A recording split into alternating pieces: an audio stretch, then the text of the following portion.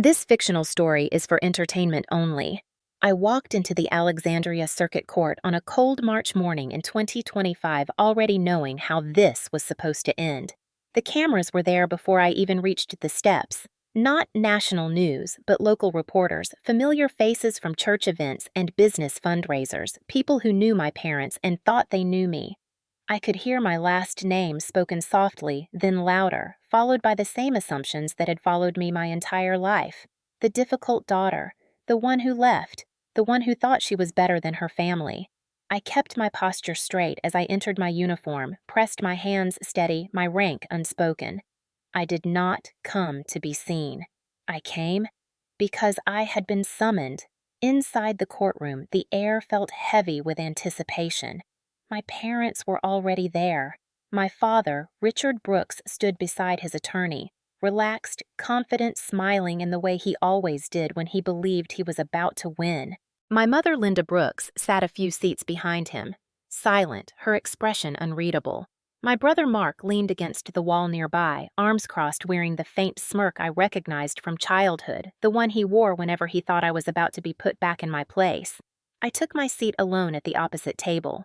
No lawyer whispering in my ear. No family member offering support. That detail did not go unnoticed. I could feel the room deciding who I was before a single word had been spoken. When the clerk called the case, my father's attorney stood and began reading the opening statements with a practiced calm. He described me as absent, misinformed, disconnected. He spoke about loyalty, about sacrifice, about family businesses built by hard work and threatened by outsiders. Then he said it out loud, clearly, slowly, so everyone could hear. Natalie Brooks abandoned her family to pursue her own interests and now seeks to interfere in matters she does not understand. The word abandoned landed like a slap. I felt the shift in the room, the quiet agreement, the subtle nods. Parents humiliated their child publicly, and no one seemed surprised. I did not react. I had learned long ago that visible emotion only feeds the narrative someone else has already written for you. My father did not look at me as the words were spoken. He did not need to. He believed the story would speak for him. The judge entered moments later, an older man with a calm presence and tired eyes, the kind of authority that does not need to announce itself. He glanced at the room, then down at the file in front of him. As proceedings began, I felt something familiar settle in my chest. Not fear, but recognition. This was the same feeling I had known at family dinners, at graduations, at holidays, where my absence was treated as betrayal. I expected humiliation. I had prepared myself for it. What I did not know yet was that everything in that room was about to hinge on a single question. And when it came, it would not sound dramatic. It would sound almost ordinary. Disclaimer. This story is fictional and does not depict real people or military operations. I did not become quiet in that courtroom. I had learned to be quiet long before that day, long before uniforms and files and courtrooms. I learned it as a child sitting at the edge of rooms where decisions were made without me. I was the second child in the Brooks family, which meant I grew up watching how love and approval moved through a house like electricity. It always flowed toward my older brother Mark.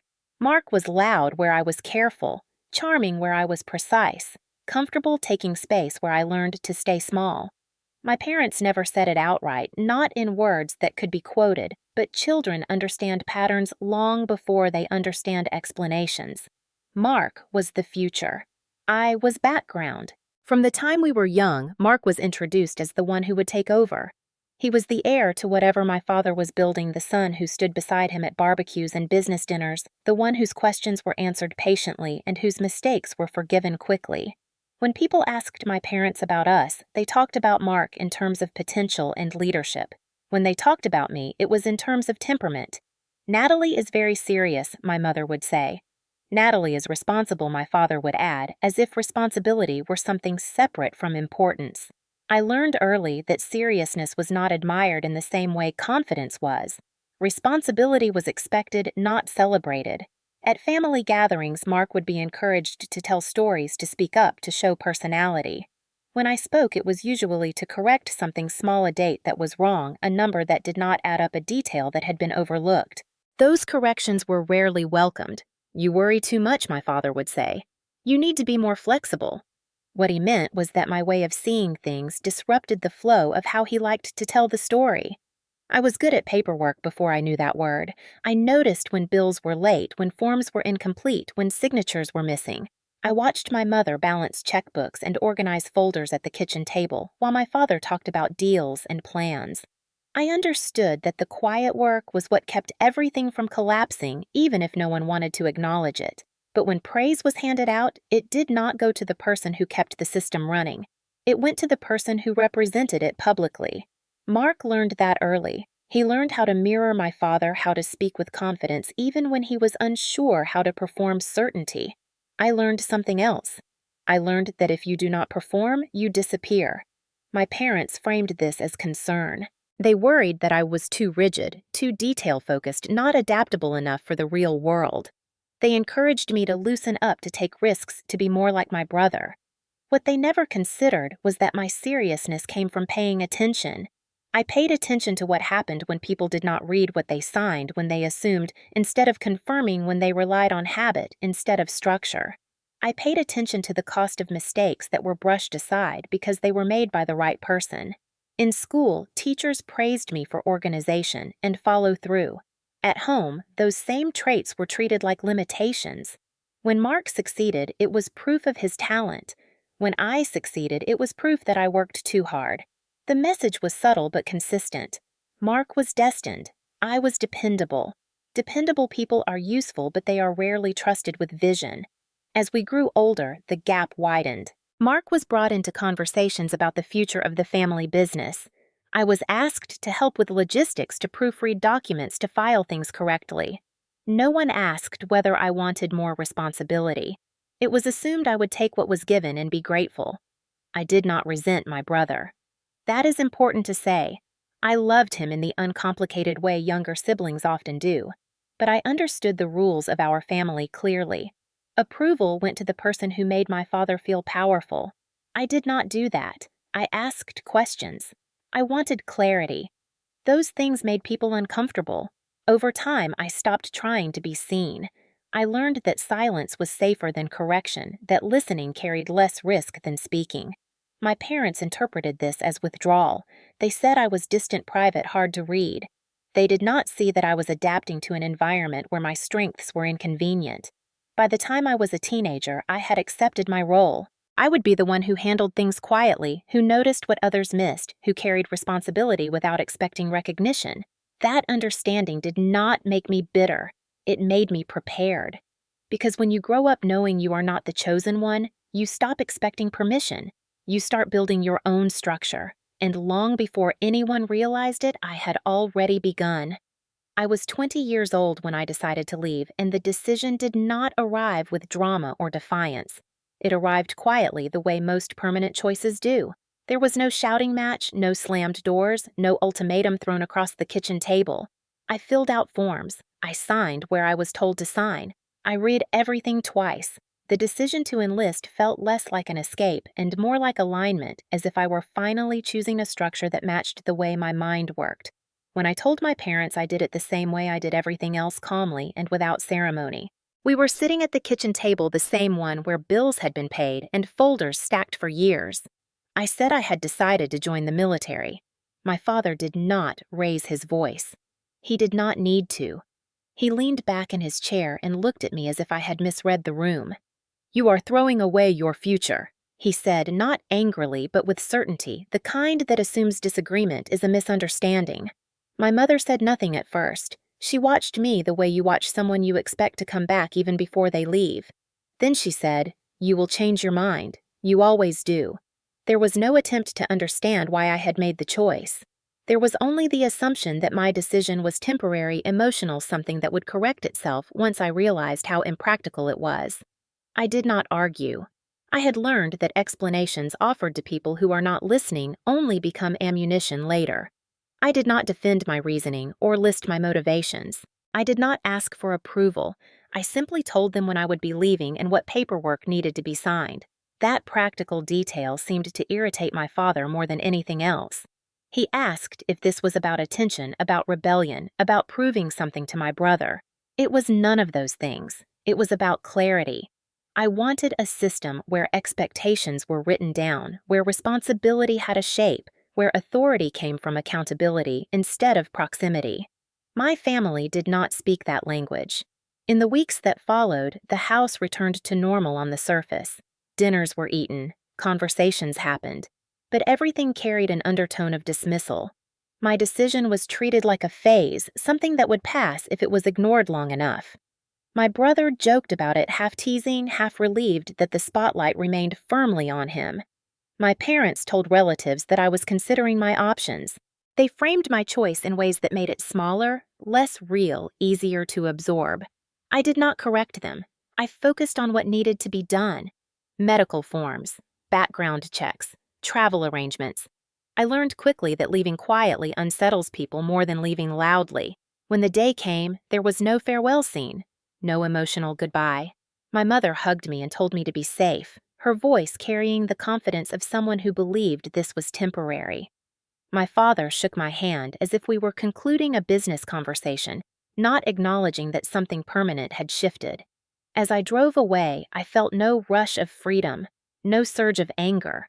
What I felt was steadiness. The absence of chaos felt like relief. I did not look back because there was nothing to look back at that would help me move forward. In the months that followed, my parents waited for me to call with doubts to ask for reassurance to admit that I had made a mistake. When those calls did not come, they adjusted the story again. I was busy. I was stubborn. I was learning the hard way. What they did not consider was that I had never been afraid of hard ways. I was afraid of unstructured ones. The military did not erase who I was. It clarified it. The rules were clear. The expectations were written. The consequences were known. For the first time, my seriousness was not treated like a flaw. It was treated like a strength. I did not miss my family in the way they expected.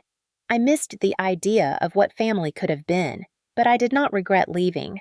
Silence, I learned, is often mistaken for fear. In my case, it was intention. I did not leave to punish anyone. I left to build a life where my strengths were not constantly explained away. I left without a scene because scenes are designed to be remembered for the wrong reasons. I left with paperwork because paperwork lasts. The military did not change who I was so much as it put my instincts to work in a system that finally respected them. From the beginning, I gravitated toward logistics and administrative operations, the parts of service most people overlook because they do not come with dramatic stories or visible glory. I learned quickly that nothing moves without planning, that every mission rests on quiet preparation, and that discipline is measured less by how loudly someone speaks than by how reliably they follow process. My early assignments were unremarkable on the surface, long days reviewing forms, tracking inventory, coordinating timelines, confirming that requests matched regulations. But those tasks taught me something essential. Order is not accidental. It is built, maintained, and protected by people willing to pay attention when others stop looking. As I advanced, my responsibilities shifted toward compliance and authorization, where mistakes do not announce themselves until it is too late. I learned how authority actually functions inside large institutions, not as a personality trait, but as a chain of responsibility. Who signs matters. Who is authorized matters. Who is accountable when something fails matters most of all. At Fort Belvoir, and later in administrative units adjacent to the Pentagon, I saw the consequences of assumption. I watched confident voices make confident claims that dissolved under review. I watched quiet officers with unassuming titles prevent disasters simply by asking the right question at the right time. Authority, I learned, is not presence. It is permission backed by documentation. Presence can be persuasive, but persuasion does not hold up under audit. A signature does. A record does. A trail that can be followed without explanation does. Over time, I became fluent in that language. I could read policies the way others read people. I understood how delegation works, how authority can be shared without being surrendered, how oversight protects both the mission and the people involved. I did not advertise these skills. The culture I worked in valued restraint. You did your job, you documented your work, and you let the system speak for itself. Recognition came quietly if it came at all. That suited me. I did not need to be seen. I needed to be correct. As my role expanded, I gained exposure to decision-making at higher levels, not the decisions themselves, but the structures that supported them. I saw how easily power drifts when no one is watching, how often presence is mistaken for legitimacy, how quickly habits become assumptions. I also saw how quickly those assumptions fall apart when someone finally checks the paperwork. These lessons were not dramatic, but they were permanent. They shaped how I thought about responsibility. They taught me that restraint is not passivity and that silence can be a form of discipline. During those years, my contact with my family diminished naturally. There was no estrangement announcement, no dramatic break. Calls became infrequent. Holidays were missed. Updates were exchanged in summaries instead of stories. My parents interpreted this as distance. In reality, it was focus. My life had structure now, clear expectations, defined roles. I was accountable for what I did and what I failed to do. There was no room for the kind of ambiguity I had grown up with.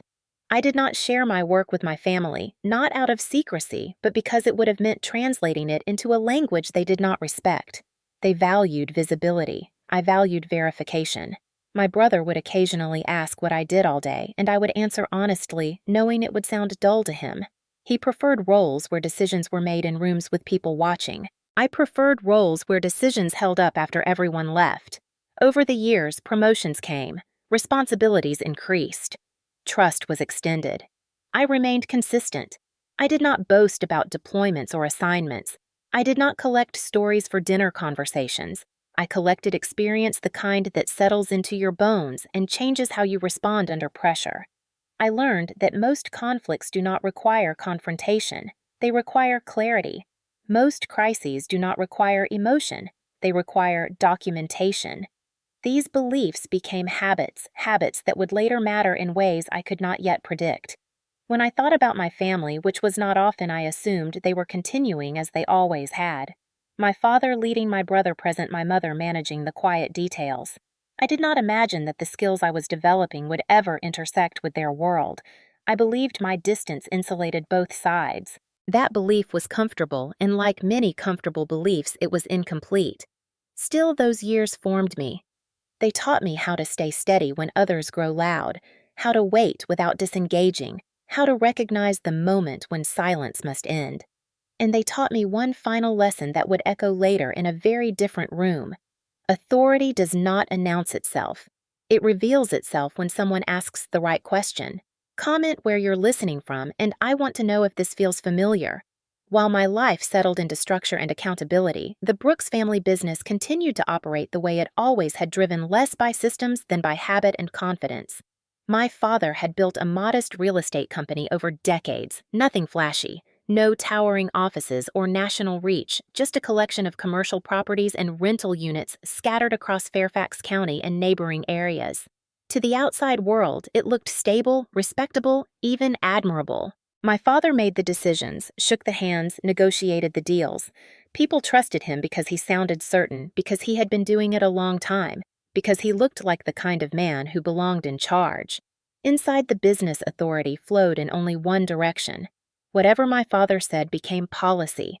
Whatever he approved became law. There were no formal checks beyond his judgment, no independent reviews, no clear separation between operational control and legal authority. For years, that worked well enough because no one challenged it. My brother Mark fit perfectly into that environment. He was present, visible, always ready to speak on behalf of the company. He attended meetings, toured properties, entertained clients. He talked confidently about growth and opportunity, repeating phrases he had heard our father use for years. Mark did not read documents closely. He skimmed. He trusted his instincts and assumed the details would work themselves out. That approach was rewarded because it reinforced my father's sense of control. Mark mirrored him, agreed with him, made him feel validated. In return, Mark was treated as indispensable. His mistakes were framed as learning experiences. His oversights were smoothed over quietly. Presence was mistaken for competence, and no one seemed bothered by that distinction. My mother played a different role. For a long time, she had been the quiet backbone of the operation. She managed the books, tracked payments, organized files, kept records in order. She knew which tenants paid late and which expenses needed attention. She understood the business at a level my father rarely acknowledged, but she did not seek authority. She believed in keeping things running, not in claiming credit. When decisions were made, she executed them. When problems arose, she solved them quietly. As long as she was healthy, her presence compensated for the lack of formal oversight. Around 2018, that balance began to shift. My mother's health started to decline slowly at first, then more noticeably. Appointments became frequent. Fatigue set in. Tasks she once handled effortlessly took more time. My father responded the way he always did, by tightening his grip. He took on more decisions himself, relying increasingly on Mark for support. What he did not do was replace my mother's role with structure. No new systems were put in place. No external reviews were considered. The business continued to function on trust and familiarity, even as the person who had quietly ensured its stability grew weaker. Mark stepped into meetings more often, spoke with more authority, but the substance did not deepen. He was good at appearances, not at safeguards. My father did not see this as a risk. In his mind, longevity equaled legitimacy. He had been doing this for decades, therefore he was entitled to continue doing it his way. Oversight felt like insult. Questions felt like doubt. He did not believe unchecked power was dangerous because it had never failed him before. From a distance, I heard fragments of this through occasional updates and secondhand comments.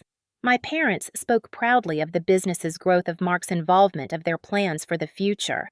They did not ask my opinion. They did not share documents or decisions. I was assumed to be disconnected, too far removed to matter. That assumption suited everyone. It allowed my father to operate without interference, Mark to enjoy proximity to power, and my mother to focus on her health without forcing uncomfortable conversations. What none of them acknowledged was how fragile that arrangement had become. Without my mother's constant attention to detail, the business relied entirely on my father's judgment and Mark's presence. There were no formal boundaries, no clear lines of accountability. Decisions were made quickly, sometimes impulsively, based on confidence rather than verification. In families like mine, this is often mistaken for strength. It looks decisive. It feels efficient. But beneath that surface, the lack of oversight created space for error, for assumption, for authority to drift beyond its limits. I did not intervene. Not because I was unaware, but because nothing had yet crossed the line that required action. The properties were still performing. The bills were still paid. The damage was theoretical, not immediate. In my world, you do not step in until something is at risk. And at that point in time, the risk was invisible to those who were closest to it. They believed control was secure because it had always been. They believed presence was enough. They did not know how much depended on the quiet work my mother could no longer do, or how exposed the business had become without her. And they did not imagine that the person best equipped to recognize that exposure was the one they had stopped counting years ago. The shift did not announce itself with meetings or arguments. It arrived the way most protective measures do, quietly, during a time when everyone was focused on something else. My mother's illness progressed through 2018 and into 2019, moving from inconvenience to reality, from something we hoped would pass to something we had to plan around. Hospital visits replaced office hours. Fatigue replaced routines. In those months, the business did not stop, but the way it functioned began to change in small, almost invisible ways. Forms were revisited, old agreements were reviewed. Certain documents that had not been touched in years were pulled from folders and read again, this time more carefully. My mother had always understood that continuity depends on preparation, especially when people assume they will always be present. As her energy declined, her attention to risk sharpened. She asked questions my father did not enjoy answering. She insisted on clarity where he preferred familiarity. She did not frame it as distrust. She framed it as protection. During that period, conversations happened that never made it into family stories. Lawyers were consulted quietly. Compliance frameworks were discussed in practical terms, not as challenges to authority, but as safeguards against impulse and assumption. The business was placed into a structure that required documentation for major decisions, oversight for asset changes, and defined authorization for actions that carried long-term consequences. It was not a transfer of day-to-day control. My father continued to run operations. Mark continued to attend meetings and represent the company publicly. What changed was where final authority lived and how it could be exercised. Names were placed where names mattered. Limits were defined. Responsibilities were separated from appearances. I was included in that structure in a way that surprised even me. Not as an operator, not as a manager, not as someone who would interfere with daily decisions. I was designated as the final authority within the compliance framework, the person whose consent was required for actions that could not be undone easily. It was not power in the way my family understood power. It came without visibility, without applause, without presence. It existed on paper in signatures and clauses in requirements that could be enforced without explanation. When my mother explained this to me, she did so plainly. "This is not about control," she said. "It is about balance." She knew my father would continue to lead the way he always had. She knew Mark would continue to speak as if leadership belonged to him by default. She also knew that unchecked confidence can turn into risk when no one is watching closely. I did not celebrate the designation. I did not feel triumphant or vindicated. It felt like responsibility, heavy and quiet.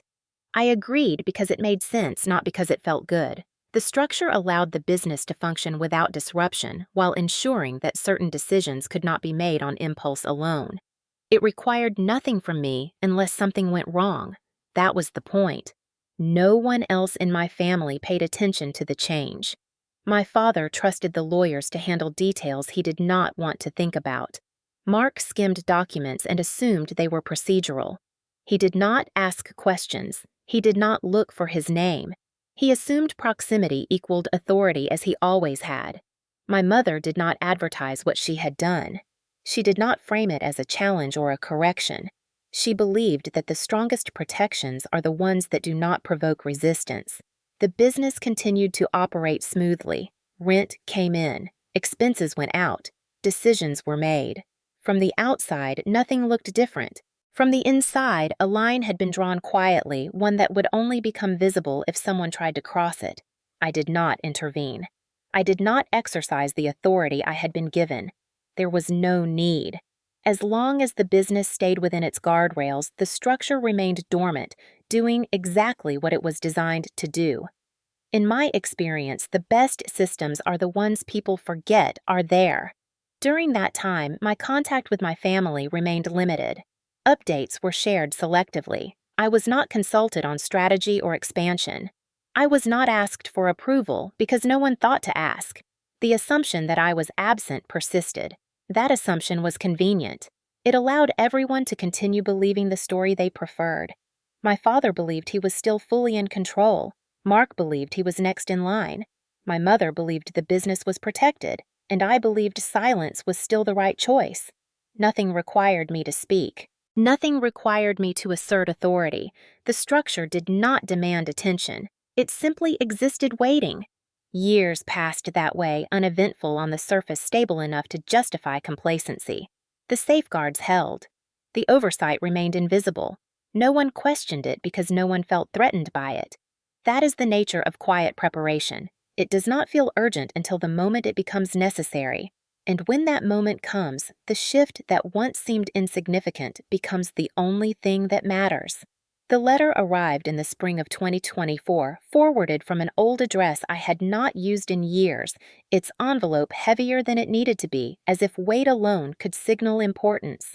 I recognized the legal letterhead, immediately formal language arranged to sound neutral while carrying accusation underneath. I read it once then again more slowly, letting each phrase settle before moving on. It informed me that I was being named in a civil action brought by my parents, alleging interference with business operations, lack of standing, and improper influence over assets I supposedly had no connection to. The word interference appeared more than once, used carefully, as if repetition could turn assumption into fact. I felt no rush of anger, no spike of panic. What I felt was a quiet recognition that a line had been crossed. Until that moment, my silence had protected the structure my mother put in place. Now that same silence was being used against me. Within days of the filing, the narrative began to circulate. It did not take long. My parents were practiced at telling stories, especially the kind that positioned them as reasonable and wronged.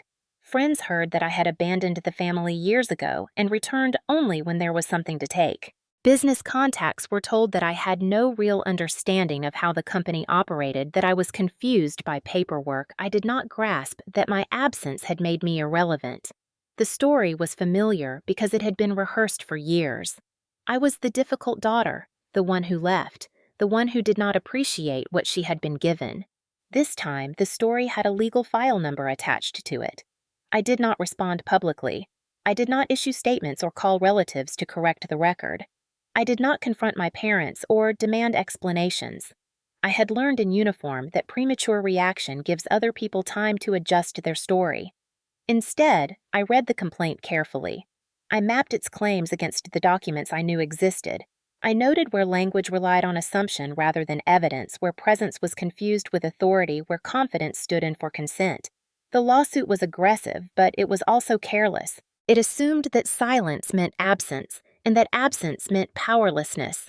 It assumed that no one would check. As the weeks passed, the pressure increased. I heard about comments made at gatherings I did not attend about knowing looks exchanged when my name came up. My parents spoke openly about the case, framing it as a defense of the family business against disruption. They expressed disappointment, concern, sadness.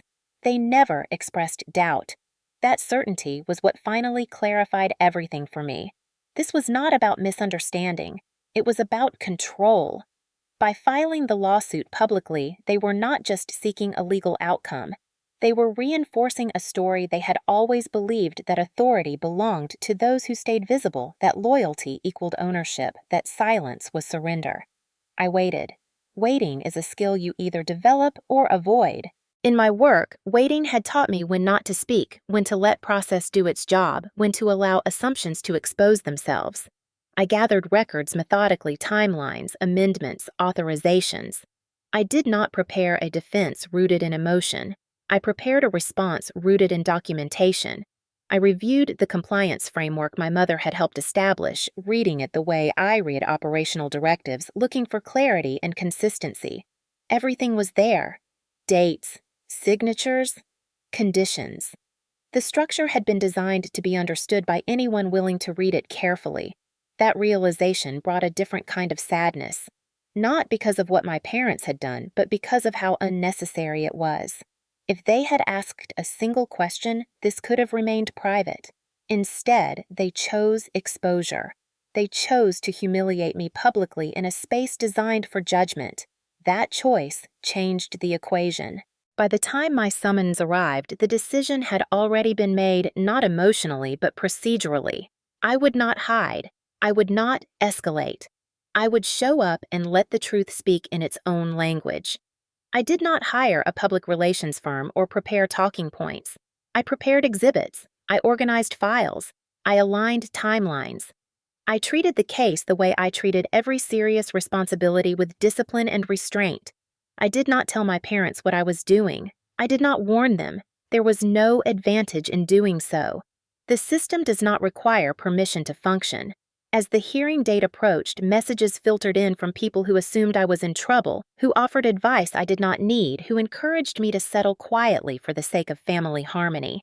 I thanked them and continued preparing. Harmony built on falsehood does not last. On the morning I left for court, I carried no anger with me, only clarity.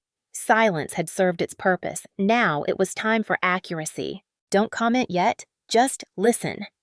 I did not think of what I was doing as revenge, because revenge is loud and imprecise, and what I needed was neither.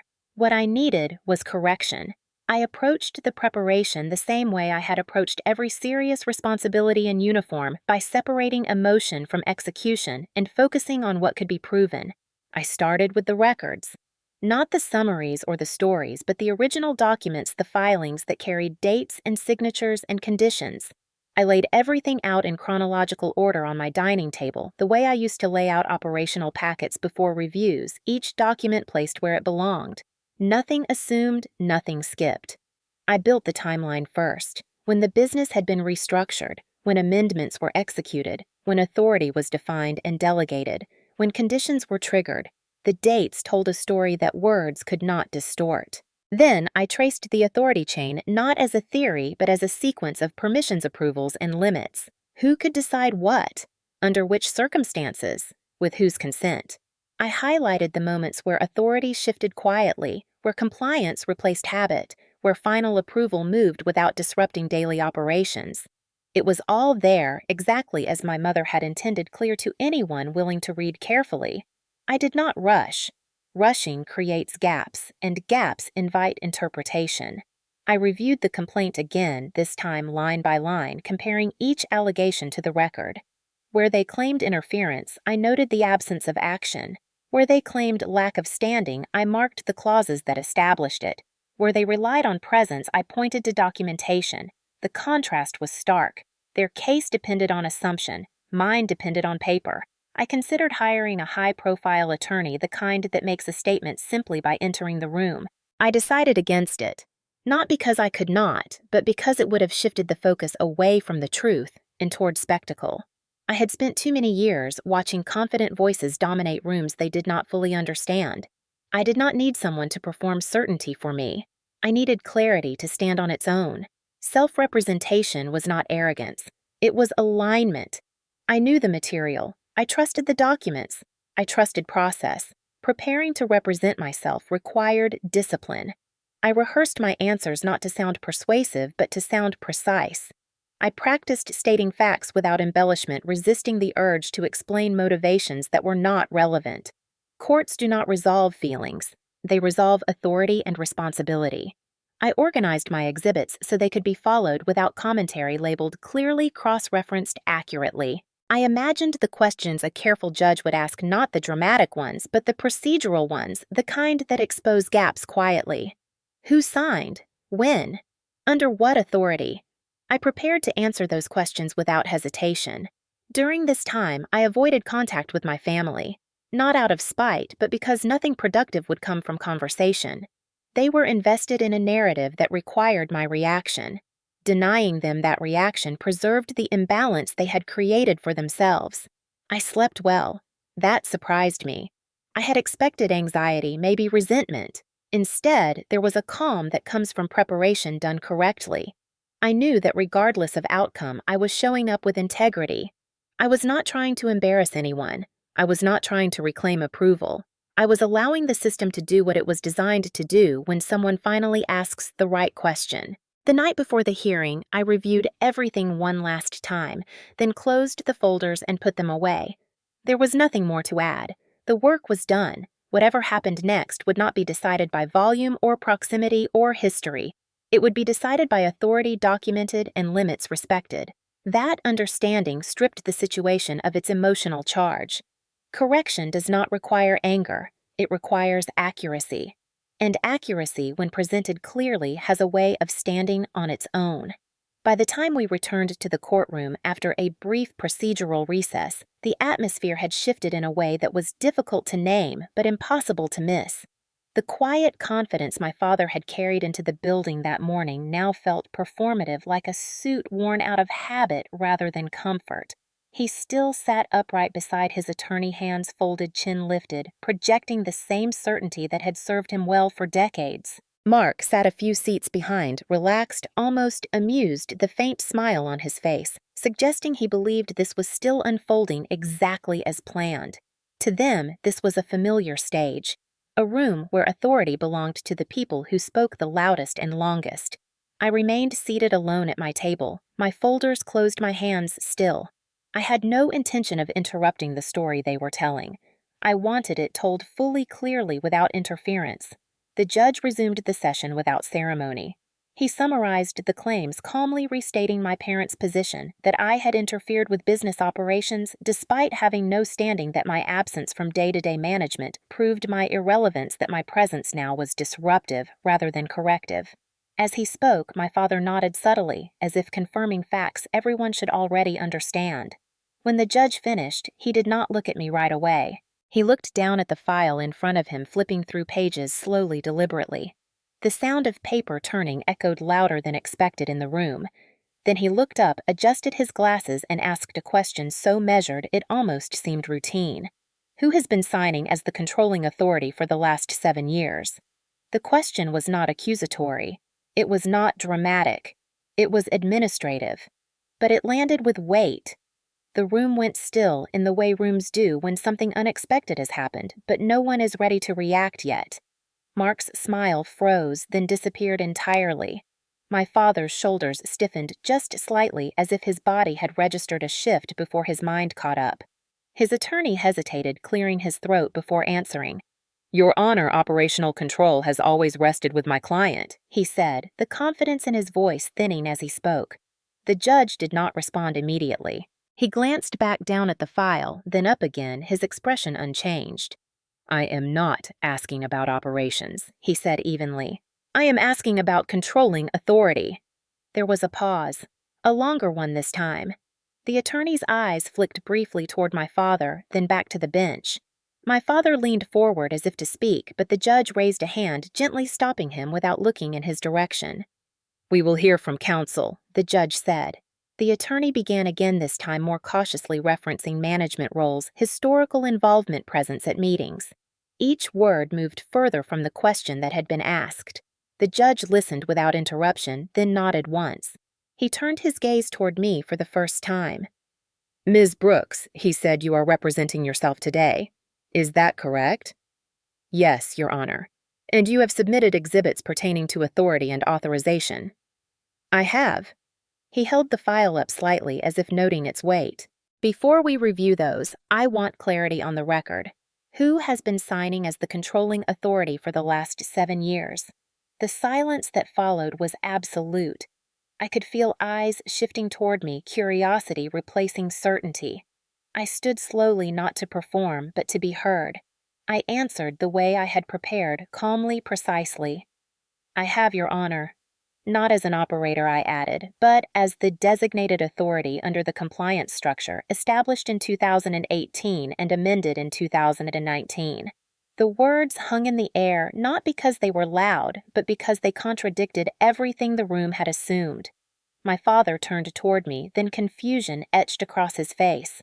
Mark's jaw tightened, his posture no longer relaxed. The attorney's confidence collapsed into calculation. The judge nodded once as if this confirmed something he had already suspected. He turned back to the attorney. "Counsel," he said, "please direct me to any document that contradicts this designation." The attorney shuffled through his binder pages, flipping faster now, less controlled. He began to speak, then stopped. He tried again, referencing intent tradition long-standing practice. The judge listened, then shook his head slightly. "Practice does not override documentation," he said. He gestured to the clerk. "Please distribute Exhibit C." As the documents were handed out, I watched, understanding spread unevenly across the room. My father scanned the page quickly, then more slowly. Mark leaned forward, reading over his shoulder. The attorney's face drained of color as he reached the signature block. The judge waited until everyone had finished reading. Then he spoke again, his voice unchanged. "This document establishes a compliance framework that separates operational management from controlling authority. It assigns final authorization for major decisions to Ms. Brooks." He looked directly at my father. "Mr. Brooks, you may have been present. That does not mean you were authorized." My father opened his mouth, then closed it. The judge turned to Mark. "Presence is not authority," he said, as if stating a principle rather than a rebuke. He returned his attention to me. "Ms. Brooks, have you at any point relinquished this authority?" "No, Your Honor." "Have you delegated it?" "Yes, to professional administrators with conditions." "And did you interfere with operations?" "No. I allowed operations to proceed within established limits." The judge leaned back in his chair, considering this. The room felt suspended, caught between what had been believed and what was now documented. He nodded slowly. "This court is not interested in family dynamics," he said. "It is interested in authority and responsibility." He paused, then delivered the line that altered everything that followed. "Based on the documentation before me, Ms. Brooks is recognized as the controlling authority for the assets in question." The words did not explode. They settled. Mark slumped back in his chair, disbelief replacing amusement. My father stared at the table, his certainty finally stripped of its footing. The attorney closed his binder with shaking hands. No one spoke.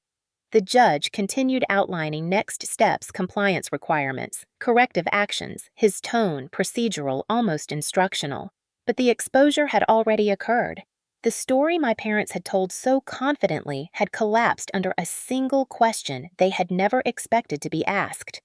Pause for a second. This is where everything changed. The judge did not raise his voice or deliver a speech. There was no lecture about family or morality, no theatrical pause designed to satisfy an audience. What followed was quieter and far more consequential. He summarized his findings the way someone explains a map, clearly, patiently, without emotion. He stated that the court recognized the compliance structure established years earlier as valid and enforceable. He stated that within that structure, controlling authority had been properly designated and maintained. He stated that operational presence did not negate documented limits and that assumption did not replace consent. Each sentence landed with precision. There was no condemnation, only correction. My father stood when invited to speak, his posture careful now, his certainty replaced by restraint. He spoke about years of work, about risk, about responsibility. The judge listened without interruption, then acknowledged the contribution without granting it power. Contribution, he said, is not ownership. Presence is not authority. The law does not reward familiarity. It enforces agreement. Mark attempted to speak next, his voice tight frustration bleeding through his words. He argued that it was unreasonable to recognize authority in someone who had not been present day to day. The judge stopped him, gently reminding him that reasonableness is defined by the documents people sign, not by expectations they carry. There was no reprimand, only boundary. The court then outlined the practical implications of the ruling. Certain actions taken without proper authorization would be reviewed. Oversight mechanisms would be reinforced. Future decisions affecting assets would require documented consent from the designated authority or its properly delegated administrators. The business would continue to operate. Employees would keep their jobs. Tenants would not be disrupted. This was not a dismantling. It was a realignment. The judge made it clear that the court had no interest in punishing anyone for misunderstanding authority. Its role was to clarify it. He emphasized that compliance structures exist to protect organizations from exactly this kind of confusion, where habit replaces rule and confidence replaces verification. Throughout it all, my parents' attorney took notes, nodding when appropriate, asking questions only to clarify process. The confidence he had arrived with was gone, replaced by professionalism. When the judge asked if there were objections to the outlined corrective measures, there were none.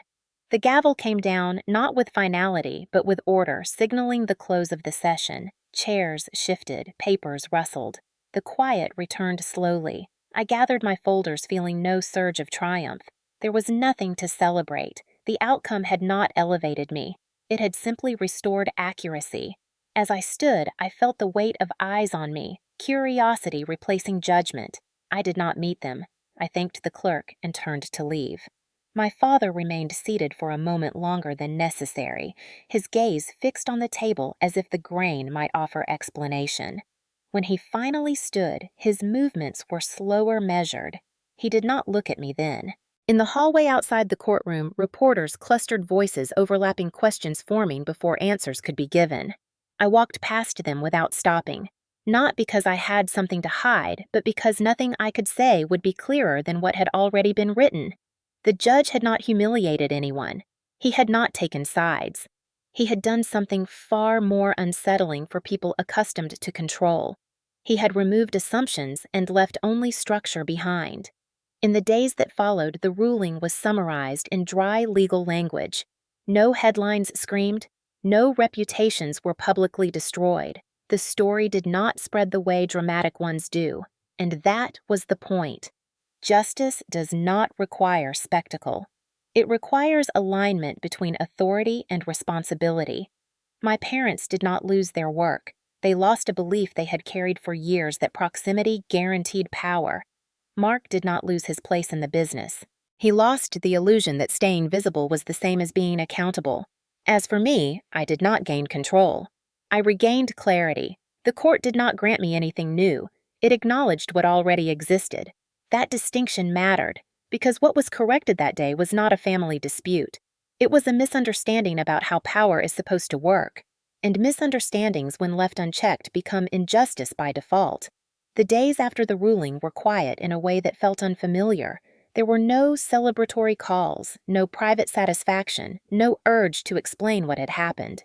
The correction had been made, and the system began to adjust slowly and predictably. Filings were updated, oversight protocols were activated. Administrators reached out with procedural questions, and I answered them concisely, keeping everything within the boundaries the court had affirmed. Then my parents reached out. Not immediately, not while the shock was still visible, but after the practical consequences began to surface.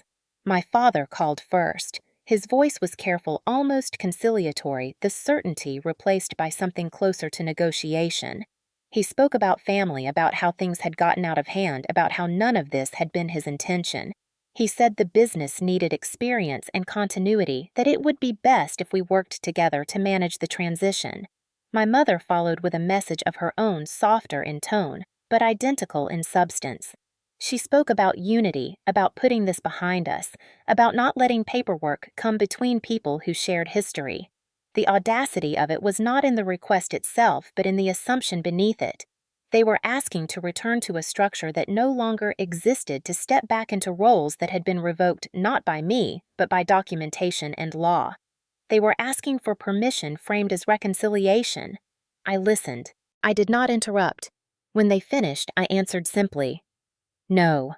I did not add qualifiers or explanations. I did not revisit old arguments. I stated that the business would operate under the structure now in place, and that any involvement would have to occur within clearly defined roles and limits. My father bristled at that frustration leaking through the restraint he was trying to maintain. He said I was being rigid, that I was punishing them unnecessarily, that family should matter more than process. I told him family matters precisely because process exists. Without it, assumptions turn into entitlement, and entitlement into harm. That was the end of the conversation. The consequences unfolded quickly after that. Mark lost his informal authority almost overnight. Without unchecked access, his presence no longer translated into decision-making power. He was reassigned to a narrower role, one that required reporting rather than directing. He did not take it well. For years, he had equated closeness with control, and now that equation no longer held. The business itself entered a period of restructuring. Independent reviews were conducted. Compliance measures were enforced consistently. Some practices that had gone unquestioned for years were revised or eliminated entirely. It was not punishment. It was correction catching up. Employees adjusted. Tenants were unaffected. Stability returned this time with guardrails.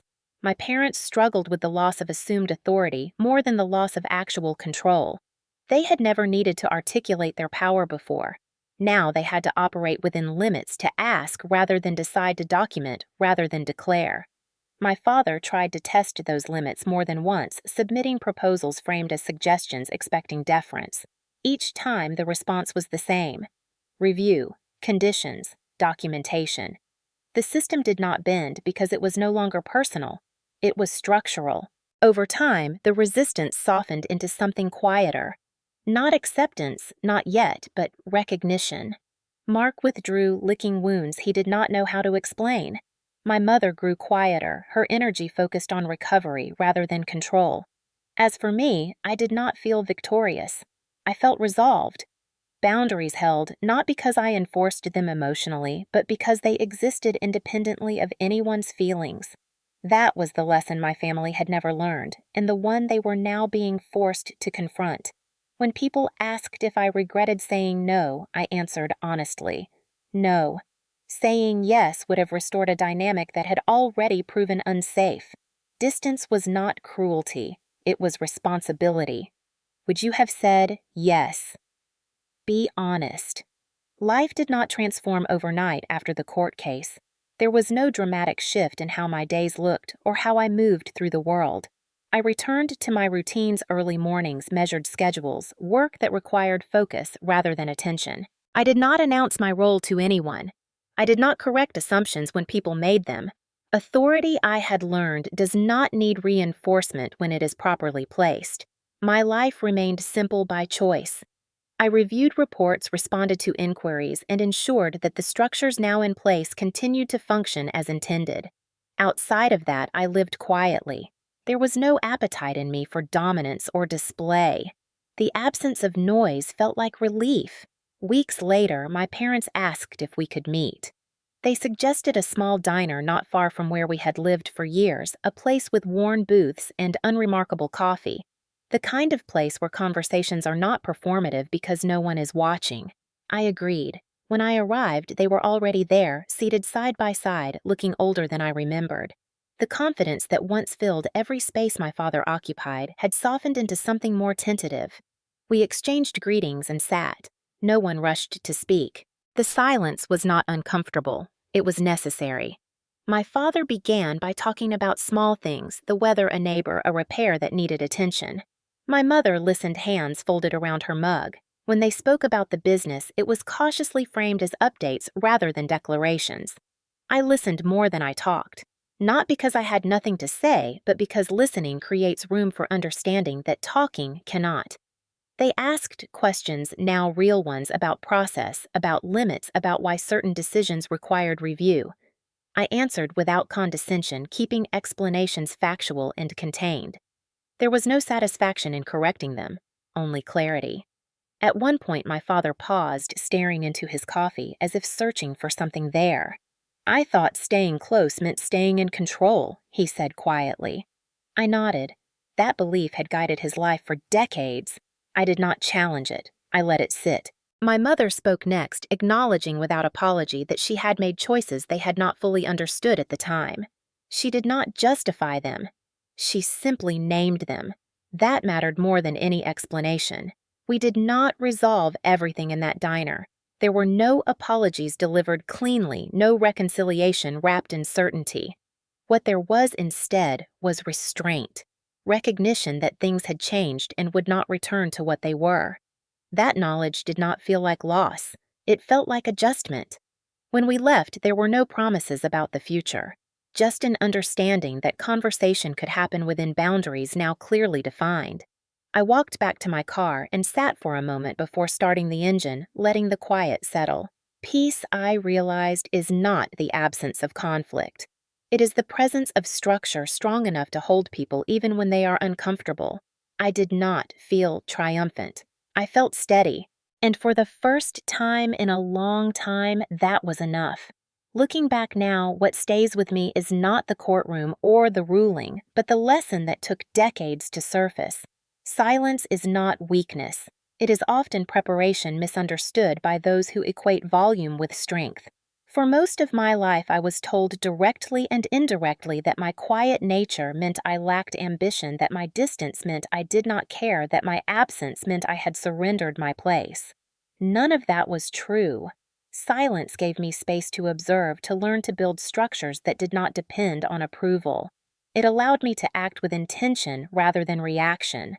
Authority, I learned, does not belong to the person who speaks first or loudest. It belongs to the person who is willing to document responsibility and accept accountability when things go wrong. Words fade.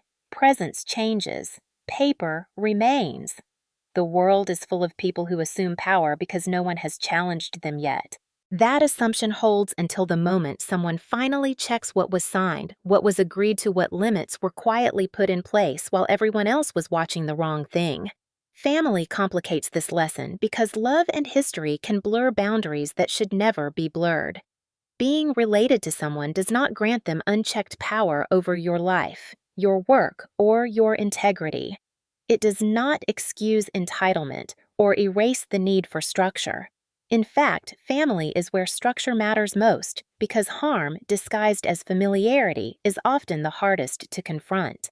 I did not stand up in court to punish my parents or to claim a victory over my brother. I stood there to correct a misunderstanding that had grown dangerous through neglect. The correction was not loud, it was not emotional, it was procedural. And because it was procedural, it lasted. Today, my life is quieter than it has ever been. I am not more visible.